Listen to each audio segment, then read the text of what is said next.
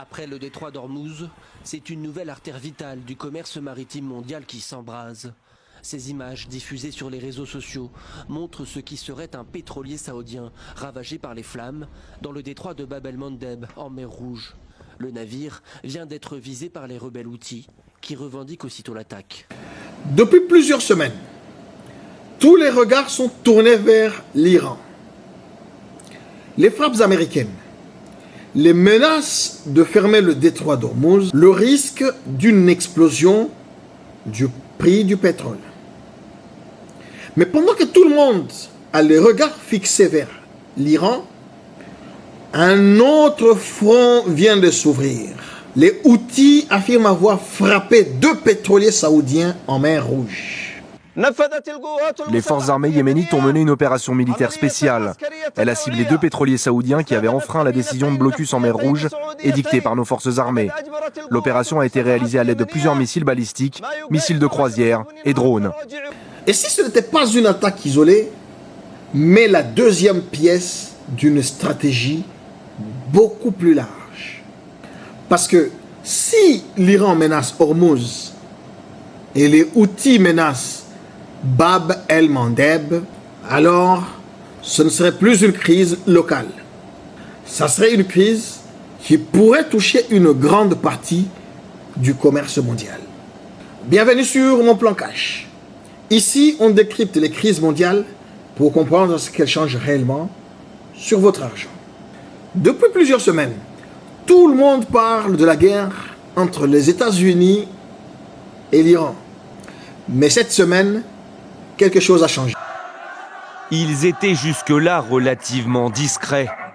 Alliés du régime iranien, les Houthis imposent depuis 3 jours un blocus maritime en mer Rouge à tous les navires appartenant à l'Arabie Saoudite. Une menace mise à exécution ce jeudi, revendication à la clé. Le conflit semble sortir des frontières iraniennes. Et si cette nouvelle attaque marque un tournant, alors le conflit pourrait dépasser le Moyen. À la fin de cette vidéo, vous comprendrez pourquoi est-ce que les investisseurs ne regardent plus seulement l'Iran, mais 2 détroits stratégiques. Le conflit semblait jusqu'ici concentré sur le territoire iranien.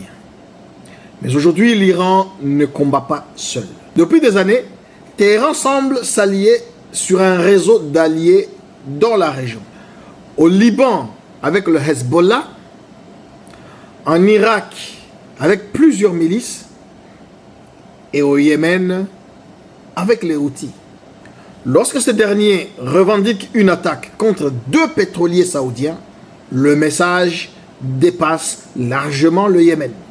Il montre que la pression peut désormais s'exercer loin des frontières iraniennes. Le piège a 2 détroits. Regardez cette carte. Ici, le détroit d'Ormuz. C'est la principale porte de sortie du pétrole du Golfe. Mais regardez un peu plus à l'ouest. Bab el-Mandeb. Cette porte relie la mer Rouge au canal de Suez. Si Ormuz est perturbé, le pétrole est parfois réorienté. Mais si Bab el-Mandeb devient lui aussi dangereux, les marges de manœuvre se réduisent fortement. Autrement dit, les 2 passages ne se remplacent pas. Ils se complètent. Et c'est précisément ce qui inquiète les marchés. Mais pourquoi alors les investisseurs ne paniquent pas? Les chaînes d'information montrent des missiles. Mais les marchés, eux, regardent des tableurs Excel. Ils se demandent, les pétroliers continuent-ils de circuler? Les assureurs augmentent-ils fortement leurs tarifs? Les armateurs changent-ils leur route? Les exportations de pétrole sont-elles réellement fortement perturbées? C'est seulement si ces réponses deviennent négatives que le choc militaire se transforme en choc économique. Les premiers reroutages des navires et la hausse des coûts des assureurs sont actuellement surveillés de près par les investisseurs. Maintenant, le scénario que Wall Street redoute. Imaginez un instant que Wall Street accentue la pression sur Hormuz. Et dans le même temps, les Houthis rendent la mer Rouge beaucoup plus risquée.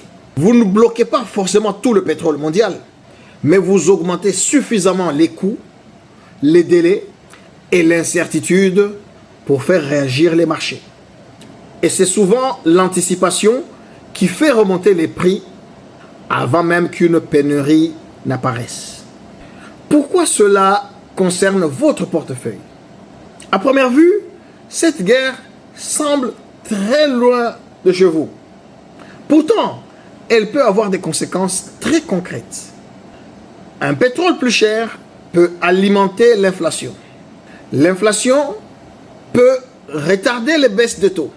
Et des taux plus élevés longtemps peuvent peser sur certaines valorisations boursières. Et même si vous investissez simplement dans un ETF Monde ou même dans un SP500, vous êtes indirectement exposé à cette chaîne d'événements. C'est pour cette raison que les investisseurs suivent désormais autant les cartes maritimes que les événements militaires sur place. Cette vidéo ne parle pas forcément de deux pétroliers. Elle raconte peut-être le début d'un changement de stratégie. Si la guerre autour de l'Iran reste limitée, alors on pourrait très rapidement tourner la page. Mais si les routes maritimes deviennent à leur tour un champ de bataille, alors nous entrerons dans une toute autre phase de cette crise. Et l'histoire montre que lorsque le pétrole devient une arme géopolitique, ce sont rarement les seuls pays producteurs qui en payent le prix. Si vous êtes intéressé par l'actualité géopolitique liée à votre argent, n'hésitez pas à vous abonner à mon plan cash. Et dites-moi en commentaire, pensez-vous que le blocage des deux détroits va durer longtemps et va impacter l'économie, ou c'est juste un instant de passage? Prenez soin de vous et de votre cash et je vous dis à très vite sur mon plan cash.